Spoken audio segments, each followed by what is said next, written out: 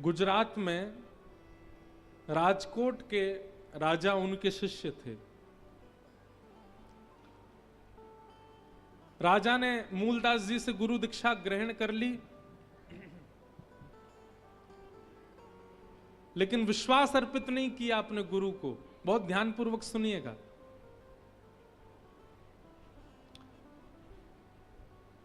एक दिन उस नगर में एक घटना घटी। क्या घटना घटी कि श्री मूलदास संत के पास में एक अबला नारी आई और रुदन कर रही थी। मूलदास जी ने पूछा, तुम रो क्यों रही हो, क्या बात है? तो उसने कहा कि इस नगर के एक अत्यंत धनवान सेठ ने मेरे साथ रमण किया और मुझे गर्भवती कर दिया, परंतु अब वो मुझे अस्वीकार कर रहा है, अब वो मुझे स्वीकार नहीं कर रहा है। और क्योंकि वो बहुत धनवान है तो पूरा नगर उसके पक्ष में है, लेकिन मैं कहां जाऊं? अब मेरे पास केवल एक ही रास्ता है कि मैं अपने प्राणों का त्याग कर दूं, स्वयं भी मर जाऊं और अपने गर्भ के बालक को भी मार दूं। तो मूलदास जी ने उस कन्या से कहा, एक काम करो, तुम हमारे आश्रम में रह जाओ, मरने की आवश्यकता नहीं है। मृत्यु दंड क्यों देना स्वयं को, और स्वयं को दो तो दो, अपने गर्भ के बालक को क्यों दे रहे हो? हमारे आश्रम पर रह जाओ। वो कन्या बोली, कल को मेरा बालक जन्म लेगा तो मैं क्या कहूंगी कि उसके पिता कौन है? मेरा तो पूरा जीवन नरक हो जाएगा, मेरे बालक का जीवन नरक हो जाएगा। समाज को क्या बताऊंगी कि मेरे पति कौन है, मेरे बालक के पिता कौन है? और कल को बालक ने भी यदि मुझसे पूछा कि मेरे पिता कौन, तो मैं क्या बताऊंगी मेरे बालक का पिता कौन? मूलदास जी बोले, हम संत हैं, हम सबके गुरु हैं, हम सबके माता हैं, हम सबके भाई हैं, सबके बंधु हैं, सबके पिता भी हैं। कोई पूछे तो कह देना हम तुम्हारे बालक के पिता हैं। हमको अपने ऊपर, हम संत केवल माला पहनने के लिए नहीं बने, हम संत केवल दक्षिणा लेने के लिए नहीं बने, हम संत केवल सम्मान सुनने के लिए नहीं बने। कोई अपमान भी करेगा तो भी हम सम रहेंगे, हम सब स्वीकार करेंगे। तुम कह देना संसार से कि हमारा बालक है, हम उसके पिता का निर्वहन करेंगे। गुरु बनना बहुत सरल है, लेकिन गुरु पद को निभाना बहुत कठिन है। इसीलिए हम गुरु दीक्षा नहीं देते। हम कहते हैं हमारी कथा ही सुन लो, क्योंकि गुरु पदवी बैठना इतना सामान्य, इतना सरल नहीं है। हमारे वृंदावन में हर वर्ष कथा होती है, तो हमारे वृंदावन में हर वर्ष कथा होती है, तो इस बार पूज्य मलुकपीठ वाले महाराज जी की थी। तो आपसे पूर्व श्री परम पूजनीय प्रातः स्मरणीय श्री तुलसी पीठाधीश्वर स्वामी श्री रामभद्राचार्य जी महाराज की 2 वर्ष तक कथा हुई। उससे पूर्व 2 वर्ष तक हमारे अयोध्या के परम पूजनीय श्री श्रीमद जगत गुरु रामानुजाचार्य श्री राघवाचार्य जी महाराज ने कथा की। हमारे सामने आंखों देखी घटना, एक व्यक्ति वो व्यास मंच से ही महाराज जी के पीछे पड़ जाता। मैं संग में रहता था महाराज जी के, हमको दीक्षा दे दो महाराज जी, हमको दीक्षा दे दो, हमको वैष्णवी दीक्षा दे दो, हम आपके चरणों में। महाराज जी उसको बोले कल आना, वो कल आ जाए तो उसको बोले तुम रात को आना, रात को आ जाए तो कहें सुबह आना। 3 दिन तक महाराज जी ने उसको टरकाया। एक दिन मैंने महाराज जी से कहा, मैंने महाराज जी इसको बेचारे को दीक्षा दे दो, 3 दिन से पीछे पड़ रहा है आपके। तो महाराज जी बोले पता नहीं हमारा मन सा नहीं कर रहा है देने का। मैंने कहा ऐसे मत करो महाराज जी, बेचारा कितना परेशान, ठंडी का समय, कोहरे में आता जाता है। ठीक है आप कह रहे हैं तो हम दीक्षा दे देते हैं। लेकिन अच्छा है, हमको उस दिन पता चला कि संत यदि कोई काम नहीं कर रहे हैं तो उसका मतलब है ठाकुर जी कुछ अंदेशा कराते हैं। अब महाराज जी ने जैसे ही उसको दीक्षा प्रदान की, हम वहीं बैठे थे। दीक्षा देने के बाद महाराज जी ने गुरु मंत्र कान में दिया, शंख चक्र कंधे पर पधरा दिए, हवन इत्यादि आदि करके जैसी गुरु दीक्षा प्रदान की, तो गुरु दीक्षा लेने के बाद तुरंत वो व्यक्ति क्या बोला, महाराज जी अब मैं भी शिष्य बना सकता हूं ना, अब मैं भी दीक्षा दे सकता हूं ना। महाराज जी बोले देख लो इंद्रेश जी, ये 3 दिन से इसलिए पीछे पड़ रहा था ताकि दीक्षा लेकर के ये भी चेला बना सके, क्योंकि बिना दीक्षा के अधिकार नहीं मिलता दीक्षा देने का। मतलब उसने दीक्षा ही इसीलिए ली थी कि ताकि वो भी अपने शिष्य बना सके।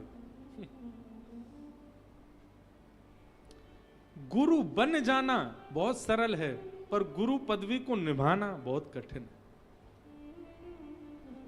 मूलदास जी ने उस कन्या से कहा, तुम यहीं रहो हमारे आश्रम पर, कल को बालक जन्म ले, कोई पूछे इसके पिता कौन, हमारा नाम बोल देना, हम इसके पिता हैं।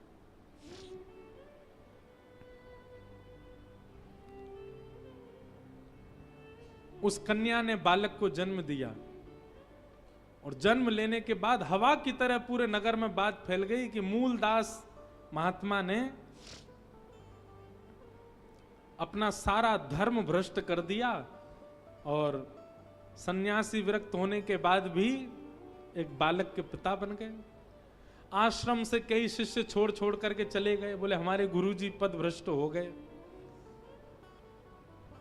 और ये खबर जब राजा को पता चली कि हमारे गुरुजी ने ऐसा ऐसा कृत्य किया है, अब कोई भी वास्तविकता नहीं जानता है, केवल सुनी हुई बात को मान करके सबने अपनी गुरु पदवी का, गुरु स्थिति का त्याग कर दिया। यहां तक कि राजा ने भी अपनी कंठी तोड़ करके नदी में प्रवाहित कर दी। बोले भैया हम तो गलत फंस गए ऐसे गुरु के चक्कर में, अब गुरु बदलेंगे।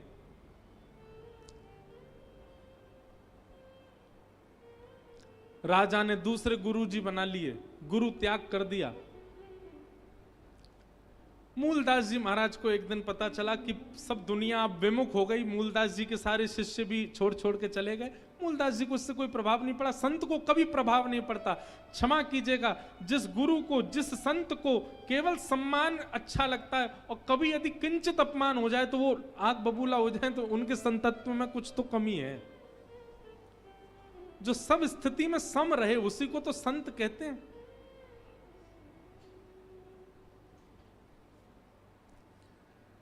मूलदास जी महाराज आज राजा के दरबार में गए, अपने शिष्य के दरबार में गए, तो राजा अपने दूसरे गुरु के सामने नीचे बैठ करके और उनसे ज्ञान उपदेश ले रहा था। मूलदास जी महाराज जैसे ही आए, राजा ने कहा आप क्यों आए हैं यहाँ पर, अब हमारा आपका कोई संबंध नहीं है, आपके प्रति मेरी कोई गुरु निष्ठा नहीं है, मेरे गुरु तो ये हैं।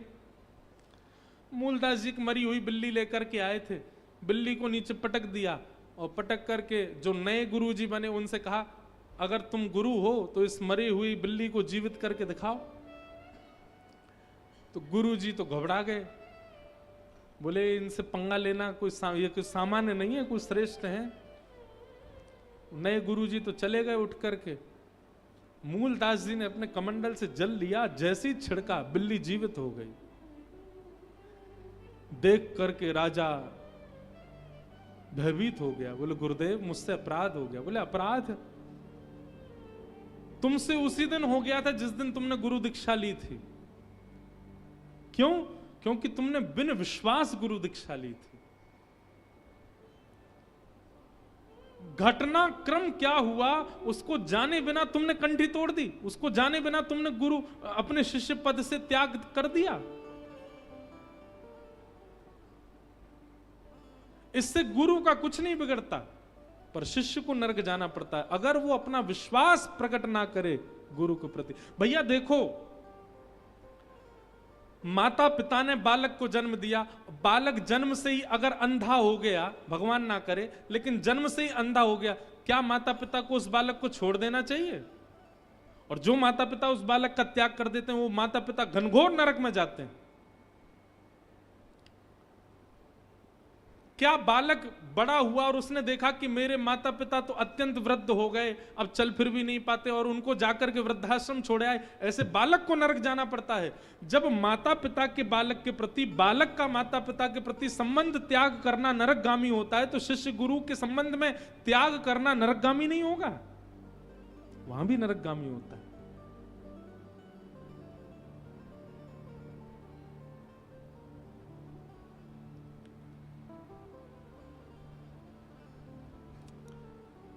इसलिए श्री गोस्वामी जी महाराज गुरु वंदना कर रहे हैं।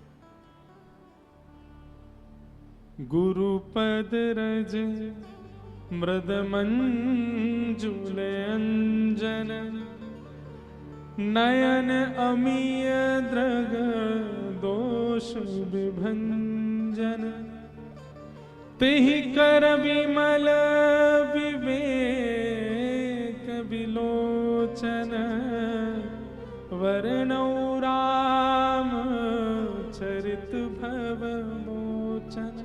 मेरे मन में ऐसा भाव आता है कि रामचरित्र इतना कल्याणकारी क्यों है? ये वंदना प्रसंग की वजह से। गोस्वामी जी ने किसी को नहीं छोड़ा, सबको वंदन किया और क्रम सह वंदन किया। जैसा क्रम वंदना का होना चाहिए उस क्रम से वंदन कर रहे हैं गोस्वामी जी महाराज। आपके लिए पुरानी बात होगी पर मेरे लिए नया है, इसलिए मैं एक एक प्रसंगों को बड़े उत्साह से कहने का प्रयास कर रहा हूं। और गुरु वंदना करने के बाद अनेक चौपाइयों में गुरु वंदना करने के बाद फिर ब्राह्मणों को वंदन किया।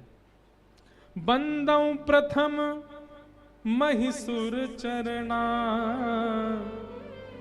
मोह जनित संशय सब हरणा।